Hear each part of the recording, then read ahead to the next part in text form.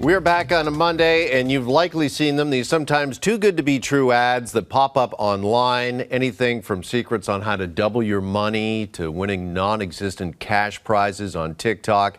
These ads, they are getting better and better at fooling us all. Tech expert Carmi Levy is with us this morning to tell us more about these ads and what we can do to spot the fakes. Carmi, before we get started, we want to note that we are going to show some of these fake ads so that our viewers know what we are showing is, in fact, not real.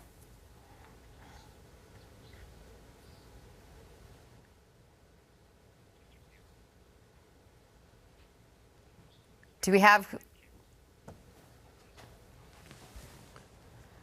Okay, so what we are looking at, are some fake ads, of course. Carmi, fake ads are nothing new. Even our show has been misrepresented, as we can see here. How did this all get started? Well, it's been, this kind of fraudulent activity has been around forever, but it really became supercharged late last year with the release of ChatGPT to the public.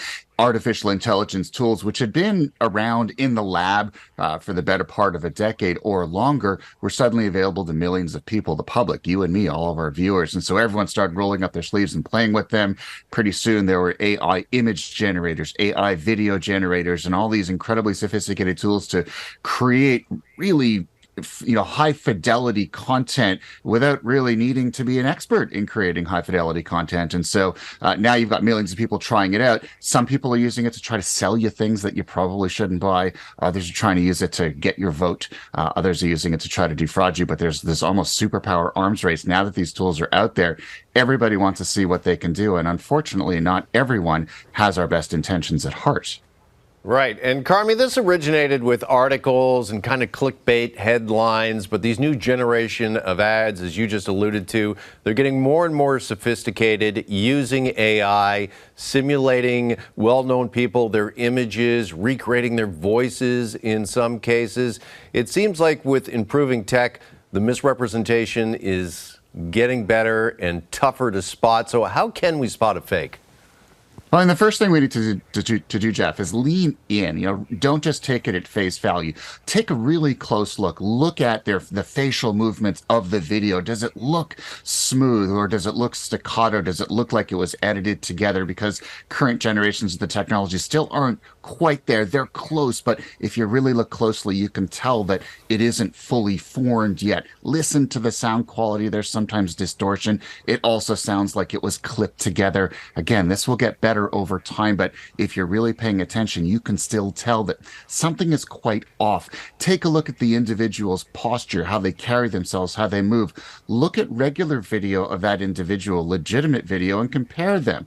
For example, does Barack Obama speak a certain way? Does he stoop a certain way? Would he use these kinds of words? Chances are he wouldn't. And then finally, take a look at the source, the meta information of a video of an ad. Look at the link where it's coming from. Does it look like it comes from a legitimate source? In most cases, it doesn't, but we're just taking this stuff at face value. We're not digging a little bit deeper with a little bit of Sherlock Holmes-like investigation. We can very quickly determine something is a little bit iffy. I shouldn't share this. I should report it, and then I should move on with my day.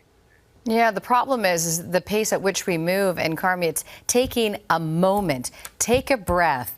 Don't quickly click on something. Check things out. Just stop for a second and move a little bit more slowly, which is hard to do at the pace at which we move, as I said. Yeah, I'm wondering why we can't stop this at the source, though, Carmi, because, you're not allowed to put an ad on broadcasted television. It is regulated, right? There's rules there to protect us all, to protect consumers.